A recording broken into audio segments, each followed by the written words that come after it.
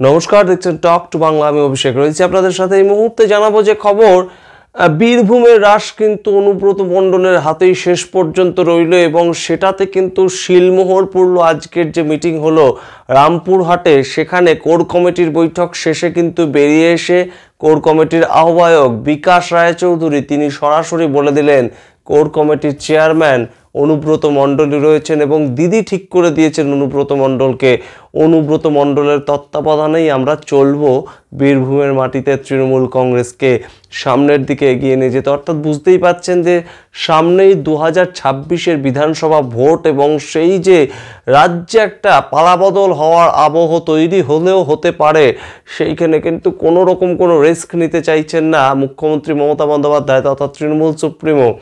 কেন বলছে এই কথা কাজল শেখ বনাম অনুব্রত মণ্ডল, সেই খবর জানাবো বিস্তারিত। তার আগে টক টু বাংলা ইউটিউব চ্যানেলটিকে সাবস্ক্রাইব করুন, প্রত্যেকটি ভিডিও লাইক কমেন্ট শেয়ার করে বন্ধুবান্ধব পরিচিত মহলে ছড়িয়ে দিন। টক টু বাংলা আসছি খবরে। অনুব্রত মণ্ডল আমরা জানি যে গরু পাচার মামলা এবং আর্থিক তছরূপের মামলায় গত 2 বছর ধরে তিহার জেলবন্দি ছিলেন এবং 2 বছর পর তিনি জেল থেকে জামিনে মুক্ত হয়েছেন এবং তারপর থেকে কিন্তু বীরভূমের ফিরে এসে আস্তে আস্তে নিজের মাটিটা বেশ খানিকটা আলগা পাচ্ছিলেন অনুব্রত মণ্ডল। কোথাও যেন একটা কাজল শেখ তার জায়গাটা দখল করে নিয়েছিল, এমন একটা আবহ তৈরি হচ্ছিল। কিন্তু অনুব্রত মণ্ডল কোথাও গিয়ে যেন ছাড়তে চাইছিলেন না নিজের জায়গাটা, নিজের যে অস্তিত্ব সেটা বজায় রাখার মাধ্যমেই কিন্তু অনুব্রত মণ্ডলের মেজাজেই চলছিলেন।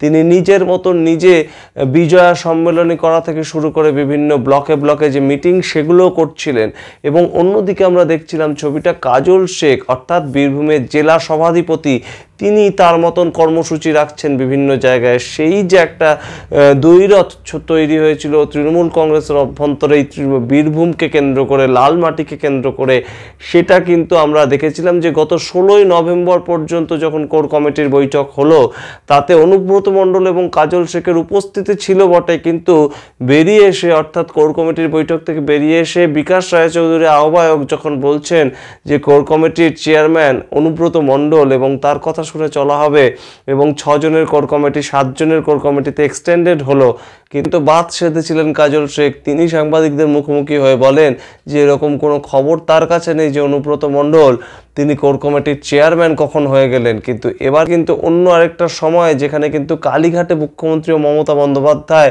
বীরভূমকে কেন্দ্র করে একটা দলীয় বৈঠক করেছিলেন এবং সেখানে কিন্তু তিনি সম্পূর্ণভাবে কোর কমিটি তার তৈরি করে দেয়া কোর কমিটির চেয়ারম্যান হিসেবে কিন্তু অনুব্রত মণ্ডলকেই আবারও বেছে নিয়েছিলেন। সুতরাং কেষ্টতে যে তার একটা প্রীতি রয়েছে, কেষ্টতে যে তার একটা ভরসা রয়েছে, সেটা কিন্তু বুঝিয়ে দিতে ছাড়েননি মুখ্যমন্ত্রী মমতা বন্দ্যোপাধ্যায় এবং সেখানেই কিন্তু কাজল শেখ তার যে জনপ্রিয়তাটা তৈরি হয়েছিল, তার যে কর্তৃত্বটা তৈরি হয়েছিল দলের ওপর, সেটা নিয়ে আর বেশি ঘাটাতে চান না এবং এই মুহূর্তে তার নিজের জায়গাটুকুই কিন্তু তিনি বজায় রাখতে চাইছেন কাজল শেখ। আবারও কখনো সময়ের জন্য অপেক্ষা করবেন কিনা আমরা জানি না, যদিও কাজল শেখের নেতৃত্বে কিন্তু আমরা দেখেছিলাম 2023 সালে পঞ্চায়েত নির্বাচন, 2024 সালে লোকসভা নির্বাচন, প্রত্যেকটি আসনে কিন্তু তৃণমূল কংগ্রেস ব্যাপক ফলাফল করেছিল।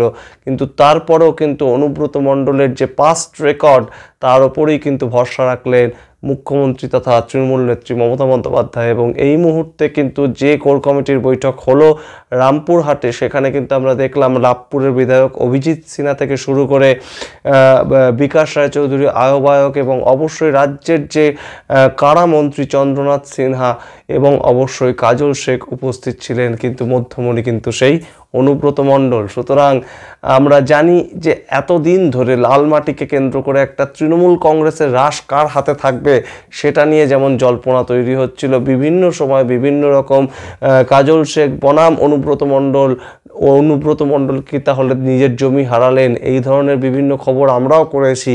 কিন্তু পরিস্থিতি যে পাল্টে গিয়েছে, পরিস্থিতি যে সম্পূর্ণভাবে অনুব্রত মণ্ডলকেই চাইছে, পরিস্থিতি সময় সবটাই যে অনুব্রত মণ্ডলের দিকেই এখন হাওয়া যে অবশ্যই অনুব্রত মণ্ডল কন্ট্রোল করছেন সেটা কিন্তু আর বলে দেওয়ার অপেক্ষা রাখে না। সুতরাং তৃণমূল কংগ্রেস কিন্তু এই মুহূর্তে বীরভূমের মাটিতে অনুব্রত মণ্ডলের হাতেই 2026-এর ভোট পরিচালনা হবে, সেইটা কিন্তু এই মুহূর্তে নিশ্চিত। আপনারা দেখতে থাকুন টক টু বাংলা, সমস্ত ধরনের নিউজ আপডেট আপনাদের দিতে থাকবো। কাজল শেখের গুরুত্ব কি কোনোভাবে কমছে, কাজল শেখের ব্যবসা বাণিজ্যকে কোনোভাবে কমবে, সেই সমস্ত কিছুর ওপর কি অনুব্রত মণ্ডল কোনোভাবে রাশ টানবেন, সেই সমস্ত খবরের দিকে আমরা নজর রাখবো। দেখতে থাকুন টক টু বাংলা। ভুলবেন না টক টু বাংলা ইউটিউব চ্যানেলকে সাবস্ক্রাইব করতে।